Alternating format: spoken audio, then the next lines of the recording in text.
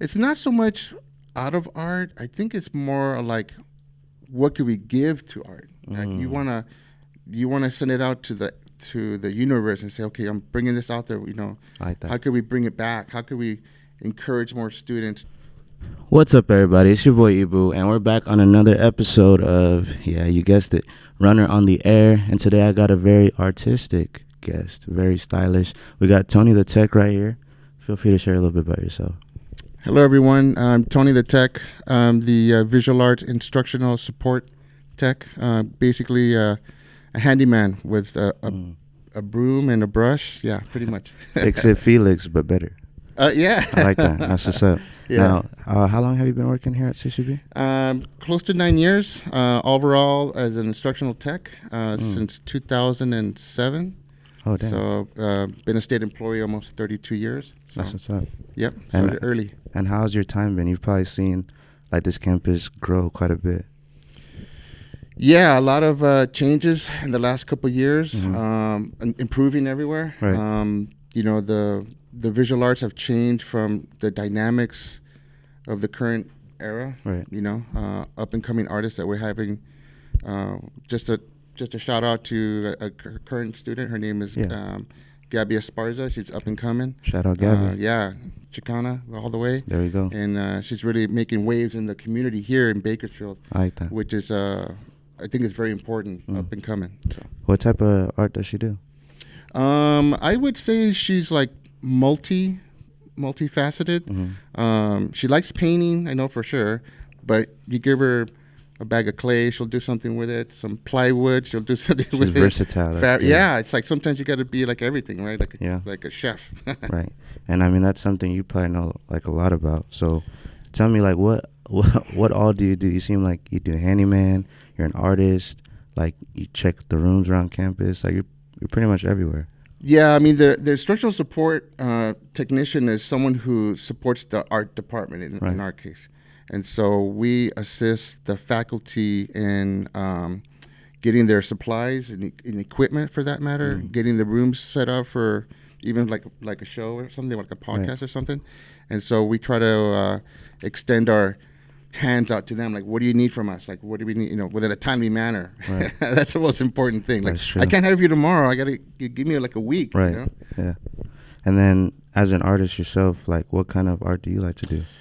It's kind of like the jack of all trades, I guess. It's kind of like I'm into everything. I mean, I started off, I'm what they call an AFOL. I don't know if you guys know what that is. An AFOL. AFOL, adult fan of Lego. Oh. So even from a young AFOL, yeah. That's so cool. Even from a very young age, probably like 7 or 8, got into Lego, and then over the years just collecting. And so I'm like, oh, dang, you collect, I build. And so that kind of leads you into like building like Lincoln Logs back in the day, as connects. So there's a lot of things to building up. And I think that's also true when someone who does a lot of like handwork, you're always busy with your hands. You're always building something or creating something. So yeah, I kind of mostly multifaceted and stuff. That's awesome. Yeah. Would you say you have like a pretty steady hand now? Yeah, pretty steady. We didn't have the internet when I grew up, right? We had Encyclopedia Britannica. And we go through in the yellow pages. I don't know if you guys know what that is. I think, I grew up in Michigan. We had one of those, like the phone book, right? Yeah, with everybody's name. So that was like the Google. Yeah, the white pages was it. That's crazy. Yeah, definitely. And then, so you collect Legos. What's like some of the sets that you have? The one that I like is currently the one that I really enjoyed in the size. It's the MIDI Millennium Falcon. Oh, that's the one. Yeah, got into Star Wars and that's got a cool. bunch of those and stuff like that. Yeah. But after a while, you start tending to build your own. So now I do like a lot of mocks, which is like made of my own creation. Oh, so you take pieces from like each set and make it your own. Yeah, making your cool. own. Yeah, that's really cool. There's a huge. Lego was primarily geared for young males. Right. Mm-hmm. And then they got into young adults, and then they got into young niches, ladies, and then they got into all that. And it's like, hey, you got to expand, Right. So, for marketing wise, it's great. Yeah.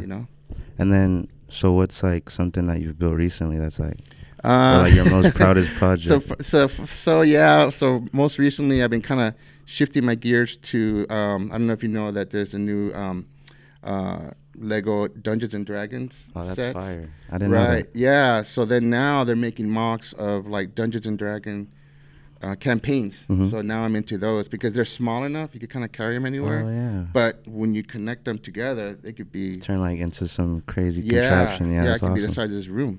You No literally, way, if you for think real? about it, right? If you think Are about you like, the serious? story, yeah.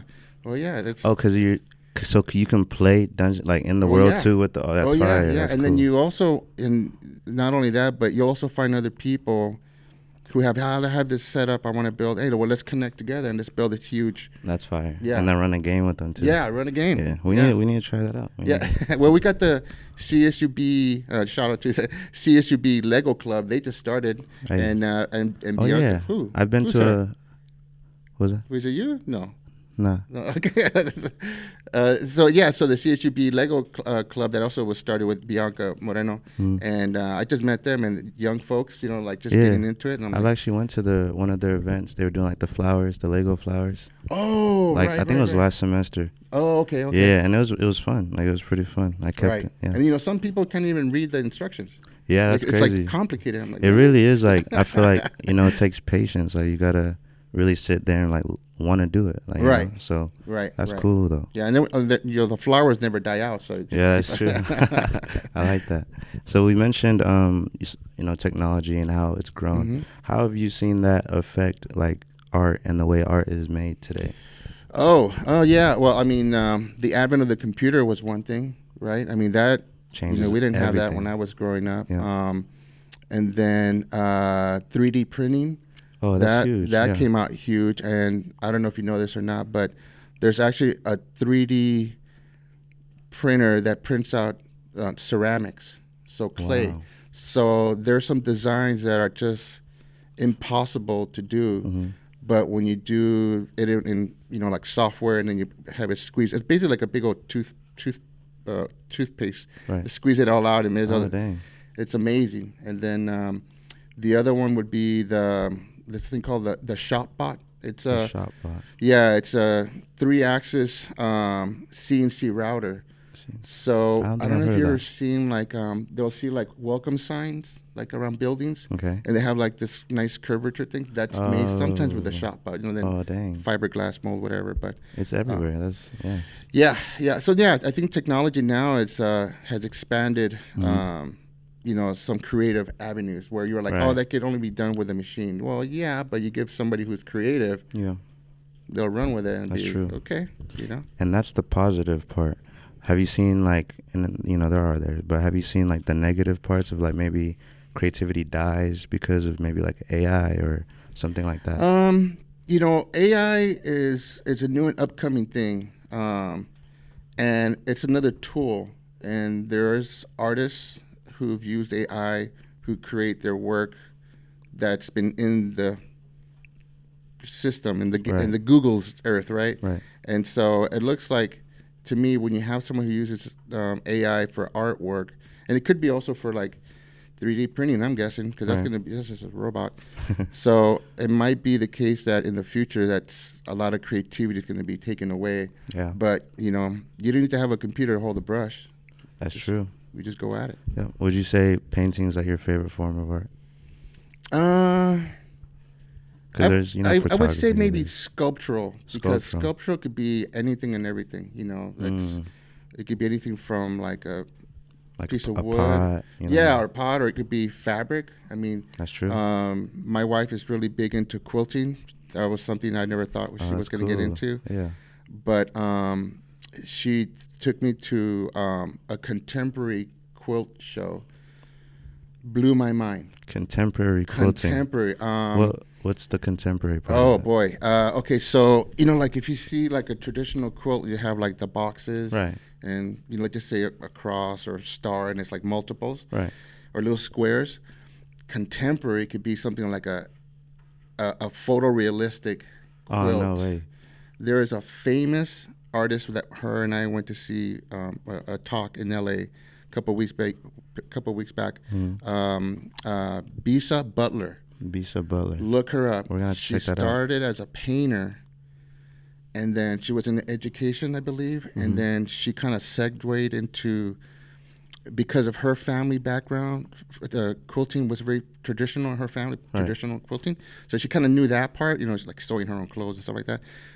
But then it went like, talk about history, and she's African American.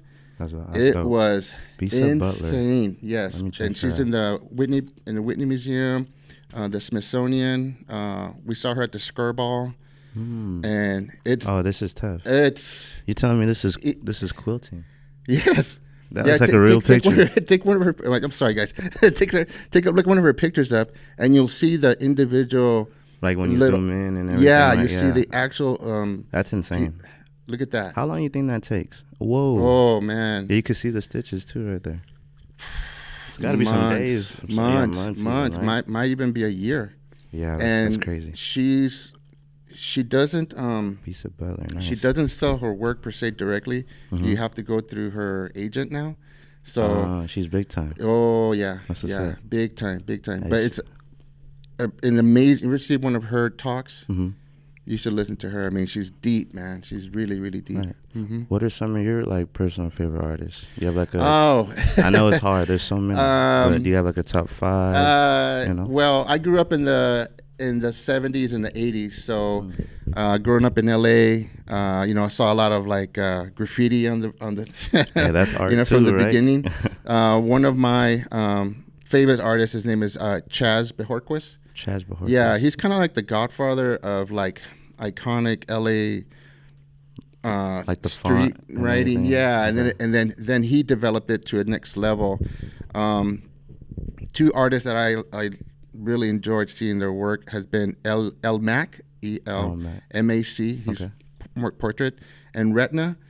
He's also from LA, RETNA, who did kind of like the Chaz Bojorquez style, but created a whole different element, man. Yeah, that stuff is deep. And then shout out to Eamon Ori Garon. He was our painting instructor here for many years. Oh, that's dope. And then he started. Shout out Professor Garon. He's just the COVID helped him out.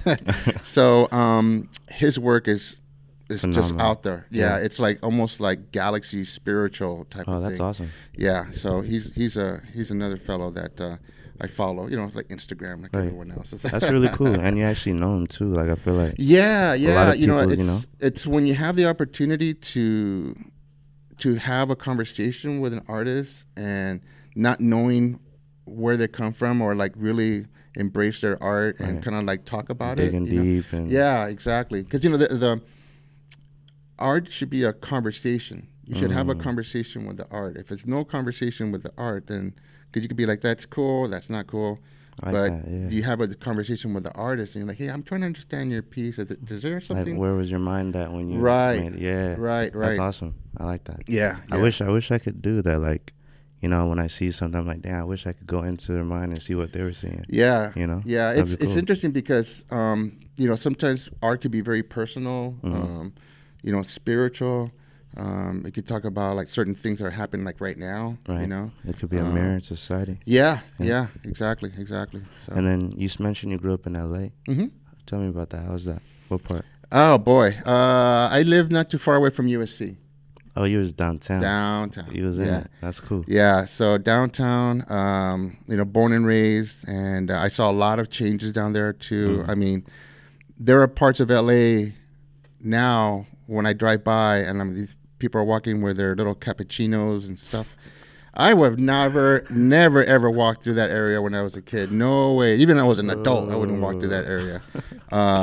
Highland Park was one of them. It's like when I was growing up, you would just get on the bus and go. Don't even get off. Right.